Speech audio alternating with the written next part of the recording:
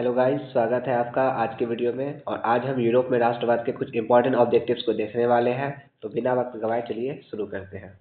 तो हमारा पहला प्रश्न है, यंग यूरोप की स्थापना किसने की थी? तो यंग यूरोप की स्थापना मेजनी ने की थी। तो इससे जो आपका सवाल बनेगा कि मेजनी ने यंग यूरोप की स्थापना कब की थी, तो यंग यूरोप की स्थापना 1834 में की गई थी। इसके अलावा मेजनी के द्वारा यंग इटली की भी स्थापना की गई है और यंग इटली की स्थापना 1831 में की गई थी। तो इसे आप याद रखिएगा। इसके अलावा एक सवाल और बन सकता है कि मेजनी ने फ्रेंड्स ऑफ इटली नामक भी एक संस्था की स्थापना की थी, जिसकी स्थापना 1851 यानी कि 1851 में की गई थी। तो ये तीन इंपॉर्टेंट ऑब्जेक्टिव्स आप याद रखिएगा।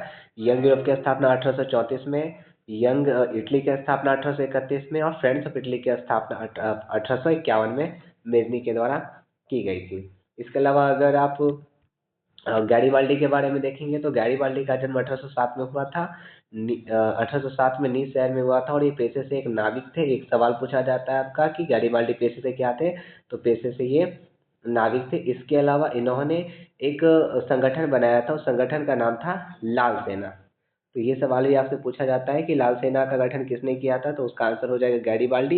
इसके अलावा गैरीबाल्डी को क्या कहा जाता है, तो गैरीबाल्डी को इटली के एकीकरण का तलवार कहा जाता है।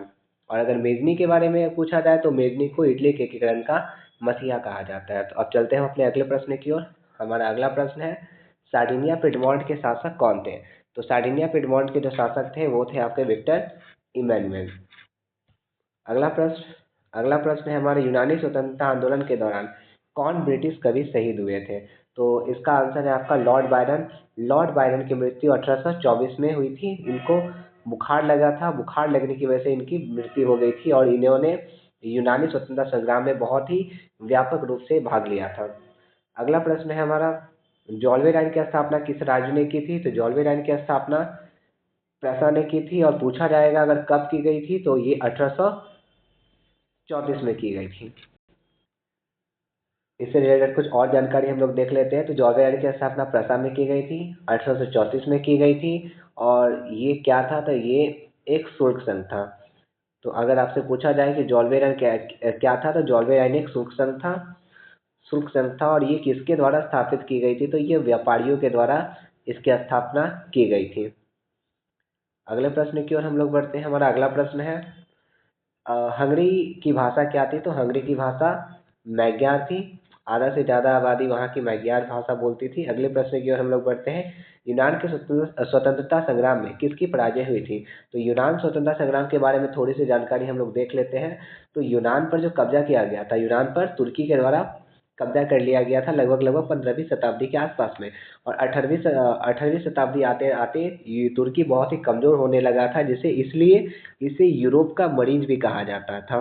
तो आपसे एक प्रश्न पूछा जाएगा एग्जाम में कि यूरोप का मरीज किसे कहा जाता था? तो यूरोप का मरीज तुर्की को कहा जाता था। और इतना कमज़ोर होने के पश्चात यूनान को अलग अलग देशों से क्या मिला, सहायता मिला, जिस सहायता की मदद से उन्होंने खुद को क्या किया, एक स्वतंत्र देश के रूप में उभर करके आए। तो इसका आंसर यूनान स्वतंत्रता संग्राम में किसकी पराजय हुई? तो इसका आंसर हो जाएगा तुर्की।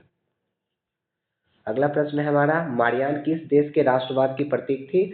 तो एलिगेरी के बारे में आपने पढ़ा होगा। एलिगेरी एक बेसिकली कोई फिगर होता है जिसको लोग अपने आइडियाज, थॉट या फिर अलग तरीके से रिप्रेजेंट करते हैं ताकि अपने आइडियाज को एक्सप्रेस कर सके। तो मारियान जो थी, मारियान फ्रांस की फ्रांस की राष्ट्रवाद की प्रतीक थी। इसके अलावा एक और पूछा जाता है जर्मेनिया के बारे में कि जर्मेनिया कहाँ की राष्ट्रवाद की प्रतीक है? तो नाम में ही है जर्मेनिया और जर्मेनिया है जर्मनी की। जर्मेनिया जर्मनी की और मारियान फ्रांस की। जिस प्रकार से भारत माता है उसी प्रकार से मारियान और जर्मेनिया। यूरोपीय सभ्यता का पालना किसे कहा जाता है? तो यूरोपीय सभ्यता का पालना यूनान को कहा जाता था। इसलिए अंत में जब यूनान पर तुर्की का कब्जा हुआ तो बहुत सारे जो देश हैं उन्होंने आकर के यूनान की मदद की थी, जिसमें हमने अभी जस्ट देखा कि एक ब्रिटिश कवि जिनका नाम लॉर्ड बायरन था, लॉर्ड बायरन की मृत्यु 1824 में हो गई थी इसी यूरोपीय इसी सॉरी यूनान स्वतंत्रता संग्राम में। अगला प्रश्न है हमारा, एक्ट ऑफ यूनियन किस वर्ष पारित हुआ था? तो एक्ट ऑफ यूनियन 1707 में पारित हुआ था और ये आपका इंग्लैंड और स्कॉटलैंड के बीच में हुआ था, जिसके बाद मिलकर के बनता था ग्रेट ब्रिटेन। तो ग्रेट ब्रिटेन बेसिकली आपने जो नाम सुना है वो आपका इंग्लैंड और स्कॉटलैंड को मिलने के पश्चात बनता है, जो कि 1707 में एक्ट ऑफ यूनियन के तहत इनका मर्जर हुआ था। अगला प्रश्न है हमारा, 1789 की फ्रांसीसी क्रांति के समय वहाँ के किस राजवंश का शासन था? तो यहाँ पर बर्बन डायनेस्टी थी, जिसके राजा लुइस 16 थे। अगला प्रश्न, नेपोलियन संहिता किस वर्ष लागू हुआ था? तो नेपोलियन संहिता 1804 में लागू हुआ था, और 1804 में ही नेपोलियन फ्रांस के सम्राट भी बने थे। तो ये भी आपसे ऑब्जेक्टिव पूछा जाता है। अगला प्रश्न है हमारा, जर्मनी के एकीकरण के लिए बिस्मार्क ने कितने युद्ध लड़े थे? तो जर्मनी के एकीकरण के लिए बिस्मार्क ने बेसिकली 3 युद्ध लड़े थे। एक युद्ध था आपका डेनमार्क के साथ, एक युद्ध आपका डेनमार्क के साथ, दूसरा युद्ध है आपका ऑस्ट्रिया के साथ, और तीसरा जो आखिरी युद्ध था जिसके पश्चात आपका जर्मनी एकीकृत होता है वो है फ्रांस के साथ। और यहाँ से एक सवाल, बेसिकली 2 सवाल बनते हैं कि ऑस्ट्रिया के साथ जो युद्ध हुआ था उस युद्ध का नाम क्या था? तो उसे कहते थे हम लोग सेडोवा का युद्ध। उसे हम लोग सेडोवा का युद्ध कहा कहते थे, जो कि 1866 में हुई थी। और फ्रांस के साथ जो युद्ध हुआ था उस युद्ध को सेडोन का युद्ध कहते थे। और ये जो सेडोन का युद्ध था ये 1870 में हुआ था, जिसके पश्चात 1871 में फ्रैंकफर्ट की संधि होती है और पूरे जर्मनी का एकीकरण संभव होता है। तो अगले प्रश्न की ओर हम लोग बढ़ते हैं। अगला प्रश्न है, वियना कांग्रेस में कौन राष्ट्र सम्मिलित नहीं था? तो वियना जो कॉन्फ्रेंस हुआ था वो वियना कॉन्फ्रेंस आपका 1815 में हुआ था। बेसिकली जो 1815 में एक बैटल हुआ था, बैटल ऑफ वाटरलू, ये आपका नेपोलियन के अगेंस्ट में ब्रिटेन, ऑस्ट्रिया, फ्रांस और रूस मिलकर के लड़े थे, जिसमें नेपोलियन बोनापार्ट की हार हुई थी। इसके पश्चात ही एक कॉन्फ्रेंस होता है जिसको वियना कॉन्फ्रेंस कहा गया था, जिसमें जर्मनी ने पार्टिसिपेट नहीं किया था। यानी ब्रिटेन भी था, रूस भी था और फ्रांस भी था, तो जो नहीं था वो है जर्मनी। तो हम लोग अगले प्रश्न की ओर बढ़ते हैं। अगला प्रश्न है हमारा, वियना कांग्रेस में पवित्र संघ की योजना किसने प्रस्तुत की थी? तो इसका आंसर है आपका रूस। अगला प्रश्न है, यंग इटली के संस्थापक कौन थे? ये हम लोग पहले भी देख चुके हैं। यंग इटली के संस्थापक मेदिनी थे। और इसका आंसर आप हमें कमेंट करके बताइए कि यंग इटली की स्थापना कब की गई थी। अगला प्रश्न है, फ्रांस के किस राजा ने कहा था, अंग्रेजी राजा की भांति शासन करने की अपेक्षा लकड़ी काटना अधिक पसंद करूंगा? तो इसका आंसर है आपका चार्ल्स दसम।